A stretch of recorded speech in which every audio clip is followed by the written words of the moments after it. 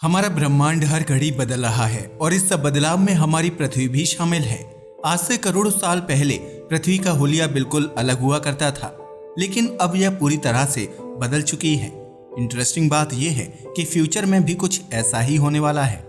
आज से कुछ करोड़ साल बाद पृथ्वी इतनी ज्यादा बदल चुकी होगी कि उसे पहचानना भी मुश्किल होगा। सिर्फ इतना ही नहीं, पृथ्वी पर मौजूद स्ट्रक्चर्स और यहाँ होने वाले इवेंट्स भी कंप्लीटली चेंज हो चुके होंगे। वैज्ञानिकों के मुताबिक कुछ करोड़ साल बाद हमारी पृथ्वी पर आखिरी पूर्ण सूर्य ग्रहण होगा। उसके बाद इसकी पूरी सतह समुद्र में डूब जाएगी और सारे पहाड़ इरोजन की वजह से खत्म हो जाएंगे। आखिर यह डिजास्टर्स क्यों होंगे और क्या हम इंसान इन्हें विटनेस करने के लिए जिंदा रह पाएंगे, जानेंगे आज के इस इंटरेस्टिंग वीडियो में। Acidification of oceans. हमारी पृथ्वी का 70% हिस्सा पानी से बना हुआ है। इसमें से ज्यादातर पानी ओशंस में मौजूद है। पिछले 200 सालों में हुए इंडस्ट्रियल रिवॉल्यूशन की वजह से इन ओशन की हेल्थ भी खराब होती जा रही है। वैज्ञानिकों के मुताबिक पृथ्वी के समुद्र धीरे धीरे एसिडिक होते जा रहे हैं, यानी उनका पानी बिल्कुल एसिड जैसा बनता जा रहा है। इसके पीछे कार्बन डाइऑक्साइड की भारी मात्रा का हाथ है। फैक्ट्रीज और ऑटोमोबाइल्स की वजह से पृथ्वी के वायुमंडल में कार्बन डाइऑक्साइड की मात्रा बढ़ती जा रही है। जब यह गैस समुद्र के पानी के साथ रिएक्ट करती है तो उसमें हाइड्रोजन के आयंस बनने लगते हैं। और जैसा कि आपने अपनी छोटी क्लासेस में पढ़ा ही होगा कि हाइड्रोजन के आयंस फॉर्म होने से पानी एसिडिक होने लगता है। हैरानी वाली बात तो यह है कि पृथ्वी की 30% कार्बन डाइऑक्साइड समुद्र द्वारा एब्जॉर्ब की जाती है।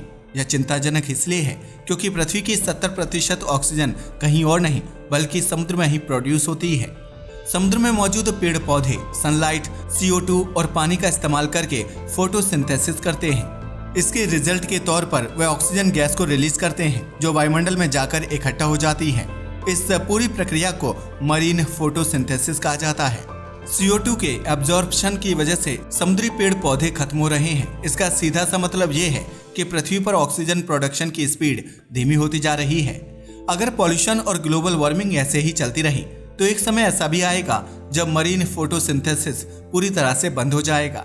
पृथ्वी की 70% ऑक्सीजन प्रोडक्शन खत्म हो जाएगी और यहाँ मौजूद अधिकतर जीव मारे जाएंगे। वैज्ञानिकों के मुताबिक ग्लोबल वार्मिंग अब ऐसे स्तर पर पहुंच चुकी है जहां इसके हार्मफुल इफेक्ट्स को रोकना इम्पॉसिबल हो चुका है। हम ग्रीन हाउस गैसेस को रिलीज होने से तो रोक सकते हैं, लेकिन उससे ग्लोबल वार्मिंग खत्म नहीं होगी। आपको जानकर हैरानी होगी कि अब समुद्र के पानी को न्यूट्रलाइज होने में करीब 20 लाख सालों का समय लगेगा, यानी 200 सालों का पॉल्यूशन और 20 लाख सालों की रिकवरी। इस दौरान ये ओशन और भी ज्यादा एसिडिक होते जाएंगे।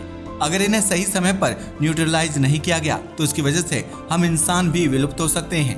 वैज्ञानिकों के पास आज ऐसी कई टेक्नोलॉजीज हैं जिनका इस्तेमाल करके ओशन वाटर को सही किया जा सकता है, लेकिन दिक्कत की बात यह है कि उन्हें ऑपरेट करने के लिए बहुत बड़े बजट की जरूरत होती है। सिर्फ इतना ही नहीं, किसी भी मशीन को समुद्र के खारे पानी में चलाना एक बहुत बड़ा चैलेंज है। समुद्र में मौजूद नमक पानी के साथ मिलकर मशीनरीज को खराब करने लगता है, जिससे वह लंबे समय तक फंक्शन नहीं कर पाती। लेकिन इस एसिडिफिकेशन को रोकने के लिए हम अपने स्तर पर कुछ स्टेप्स जरूर ले सकते हैं, जैसे पेड़ लगाना, पब्लिक ट्रांसपोर्ट या इलेक्ट्रिक व्हीकल्स का इस्तेमाल करना और पॉल्यूशन को ज्यादा से ज्यादा कंट्रोल करने की कोशिश करना। यह चीजें सुनने में भले ही बहुत आम और बोरिंग लगें, लेकिन इनके इफेक्ट्स काफी बड़े और इंटरेस्टिंग हो सकते हैं। खैर, समुद्रों को पूरी तरह से एसिडिक बनने में अभी लाखों सालों का समय है, यानी हम में से कोई भी इंसान इस खतरनाक डिजास्टर को होते हुए नहीं देख पाएगा। Change in constellations.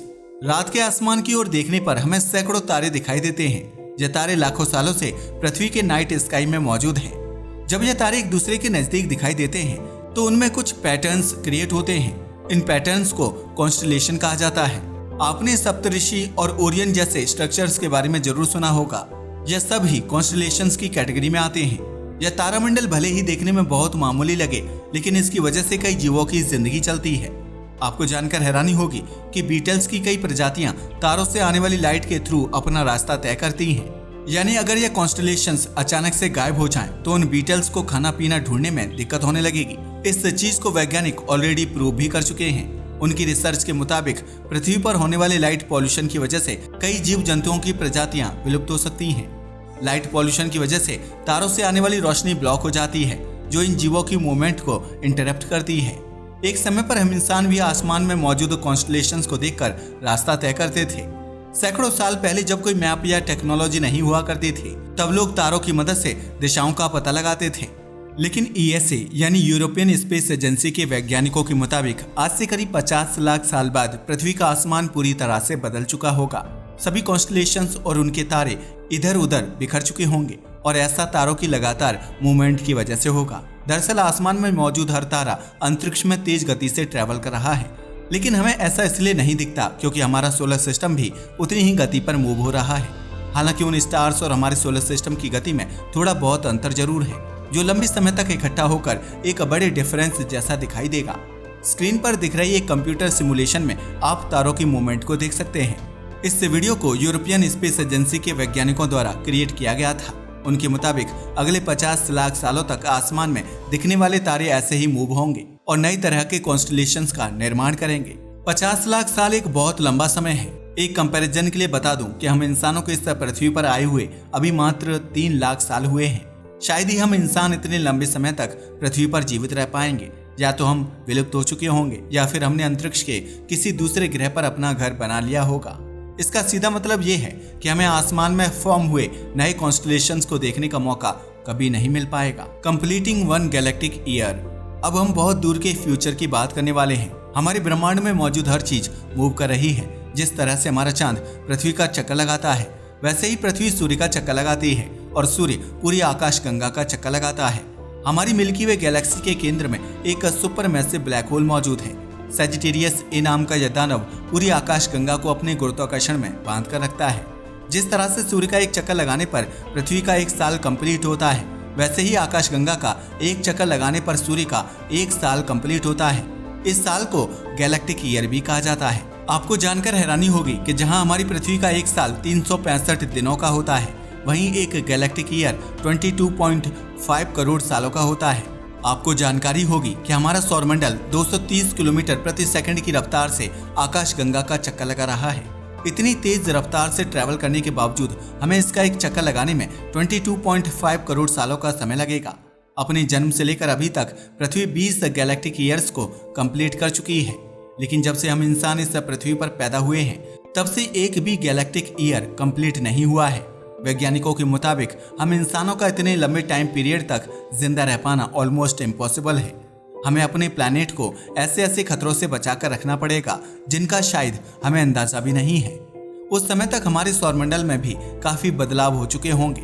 सूर्य का साइज पहले के मुकाबले काफी बढ़ चुका होगा और वह धीरे धीरे अपने अंत की ओर बढ़ रहा होगा। सिर्फ इतना ही नहीं, कई ग्रह एस्टेरॉइड्स के साथ टकराव की वजह से काफी बदल चुके होंगे। उनके फिजिकल और केमिकल स्ट्रक्चर में बहुत बड़े चेंजेस हुए होंगे। ये ऐसी चीजें हैं जिन्हें विटनेस करना तो दूर, हम सही से प्रिडिक्ट भी नहीं कर सकते। 22.5 करोड़ साल बहुत लंबा टाइम फ्रेम है और फिलहाल हमारे पास ऐसी कोई भी टेक्नोलॉजी नहीं है जो इतनी दूर की चीजों का सटीक अंदाजा लगा सके। Moon moving away and the last total solar eclipse. चांद हमारी और हमारी पृथ्वी के लिए बहुत इंपॉर्टेंट है। इसके ग्रेविटेशनल इफेक्ट्स की वजह से हमारी पृथ्वी की रोटेशनल स्पीड कंट्रोल में रहती है।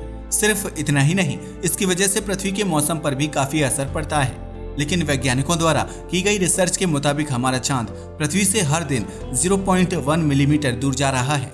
यह बहुत ही छोटी संख्या है, लेकिन करोड़ों साल बाद इसका इफेक्ट बहुत ज्यादा हो चुका होगा। एस्टिमेट्स के मुताबिक आज से 65 करोड़ साल बाद चांद हमसे इतना दूर जा चुका होगा कि पृथ्वी का एक दिन 24 घंटे और 18 मिनट का होने लगेगा। दरअसल चांद के दूर जाने की वजह से पृथ्वी की रोटेशनल स्पीड कम होने लगेगी, जिसका सीधा इफेक्ट दिनों की लंबाई पर दिखाई देगा। सिर्फ इतना ही नहीं, इसकी वजह से टोटल सोलर इक्लिप्स होना भी बंद हो जाएंगे। टोटल सोलर एक्लिप्स में चांद सूर्य की पूरी लाइट को ब्लॉक कर देता है। ऐसा इसलिए हो पाता है क्योंकि चांद और सूर्य आसमान में एक ही साइज के दिखाई देते हैं। सूर्य हमारे चांद के मुकाबले करीब 400 गुना बड़ा है, लेकिन यह पृथ्वी से चांद के मुकाबले 400 गुना दूर भी है। इस वजह से चांद सूर्य की लाइट को आसानी से ब्लॉक कर पाता है। लेकिन आज से 65 करोड़ साल बाद चांद का साइज इतना छोटा हो चुका होगा कि वह सूर्य को कवर नहीं कर पाएगा। इस वजह से टोटल सोलर एक्लिप्स होना बंद हो जाएंगे। पृथ्वी इकलौता ऐसा ग्रह है जहां इतना परफेक्ट सोलर एक्लिप्स देखने को मिलता है, लेकिन स्पेस ऑब्जेक्ट्स की लगातार मूवमेंट के कारण यह सोलर एक्लिप्स होना भी बंद हो जाएगा। Earth turning into a complete water planet. आज से 50 करोड़ से 1 अरब साल बाद पृथ्वी की टेक्टोनिक एक्टिविटीज पूरी तरह से थम जाएगी। अगर आपको नहीं पता तो बता दूं कि पृथ्वी की ऊपरी लेयर को क्रस्ट कहा जाता है और यह अलग अलग टुकड़ों में बटी हुई है। यह टुकड़े लगातार मूव होते रहते हैं, जिसमें माउंटेन्स, वैलीज, वॉल्केनोज और ओशंस का निर्माण होता है।